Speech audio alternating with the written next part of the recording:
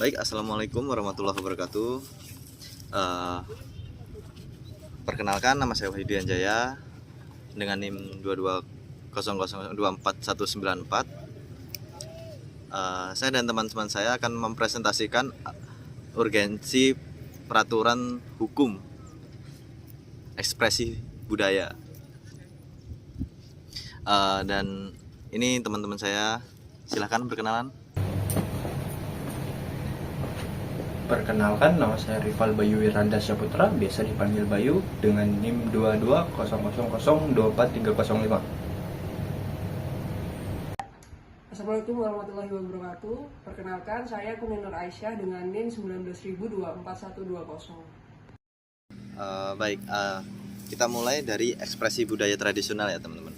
Nah, kekayaan intelektual komunal yang merupakan kepemilikan karya intelektual yang bersifat komunal itu sendiri, ya kan, atau memiliki atau milik masyarakat dan memiliki nilai ekonomis dengan tetap menjaga tinggi nilai moral, sosial dan budaya.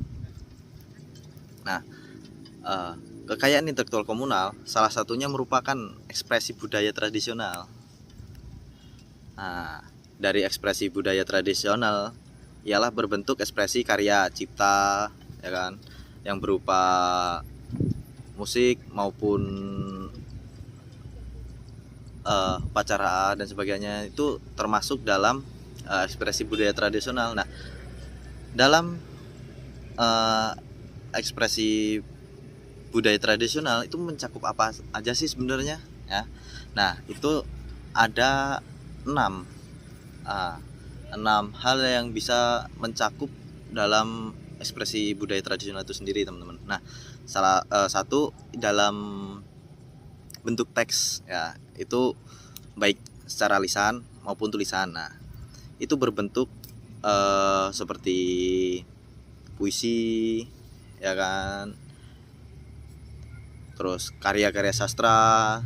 Nah, dan ada juga yang bentuknya musik. Yang kedua itu musik, teman-teman ya. Nah, musik itu mencakup apa aja sih? Ya, dari vokal, instrumennya, dan alat-alatnya itu, teman-teman.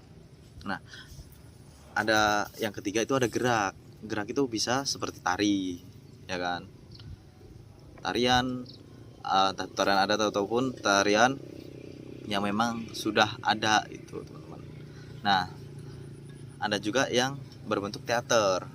Teater itu mencakup wayang, ya kan, wayang, sandiwara rakyat, kayak ketoprak, itu masuk ke dalam teater tersebut. Nah, ada juga seni rupa yang baik 2 dimensi, ya kan, ataupun 3 dimensi, ya kan, seperti bahan-bahan yang terbuat dari kulit, kayu, bahkan bambu.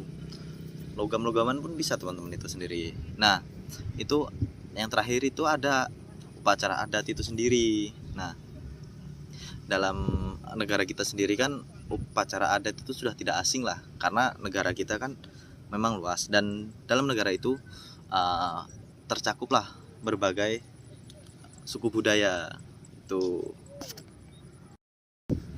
Dan kita akan lanjutkan ke sesi teman saya, ya. Silahkan, Mas. Baik, kemudian yaitu urgensi pengaturan hukum. Ekspresi budaya tradisional atau folklore merupakan salah satu potensi yang dimiliki oleh masyarakat hukum adat. Namun, hingga saat ini perlindungan terhadap ekspresi budaya tradisional yang diatur dalam Pasal 10 Undang-Undang Nomor 19 Tahun 2002 tentang hak cipta masih dirasa kurang memadai. Hal ini disebabkan oleh adanya pertentangan dengan konsep hukum, di mana hak cipta bersifat individual, sementara ekspresi budaya tradisional bersifat komunal. Kemudian yaitu ekspresi budaya hukum tradisional di internasional. Bagi banyak komunitas, yaitu TCE, pengetahuan tradisional dan sumber daya genetik terkait merupakan bagian dari salah satu warisan terpadu. Namun, karena TCI menimbulkan sejumlah pertanyaan hukum dan kebijakan khusus dalam kekayaan intelektual, yaitu HKI. Mereka mendapatkan fokus khusus dalam banyak undang-undang HKI nasional dan regional, serta dalam pekerjaan WIPO, WIPO.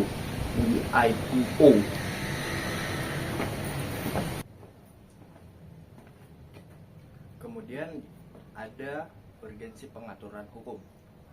Ekspresi budaya tradisional atau folklore merupakan salah satu potensi yang dimiliki oleh masyarakat hukum adat. Namun, hingga saat ini, perlindungan terhadap ekspresi budaya tradisional yang diatur dalam pasal 10 Undang-Undang Nomor 19 Tahun 2002 tentang Hak Cipta masih terasa kurang memadai. Hal ini disebabkan oleh adanya pertentangan dalam konsep hukum, di mana hak cipta bersifat individual, sementara ekspresi budaya tradisional merupakan bersifat komunal. Kemudian yaitu ekspresi budaya tradisional di internasional. Bagi banyak komunitas, TCI, pengetahuan tradisional, dan sumber daya genetik terkait merupakan bagian dari satu warisan terpadu.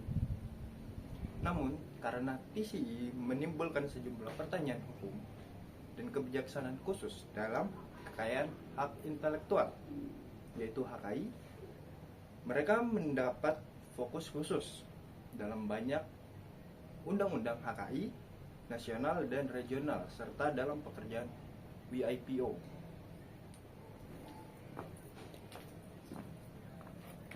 Poin selanjutnya adalah TCE atau Traditional Culture Expression terkadang dapat dilindungi oleh sistem yang ada seperti hak cipta dan hak terkait, indikasi geografis, sebutan asal, dan merek dagang.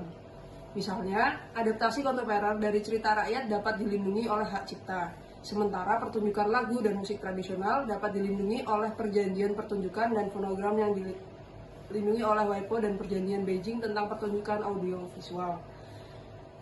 Merek dagang dapat digunakan untuk mengidentifikasi seni asli daerah, seperti yang telah dilakukan oleh Dewan Seni Maori di Selandia Baru, Dewa Katoi. Beberapa negara juga memiliki undang-undang khusus untuk melindungi cerita rakyat.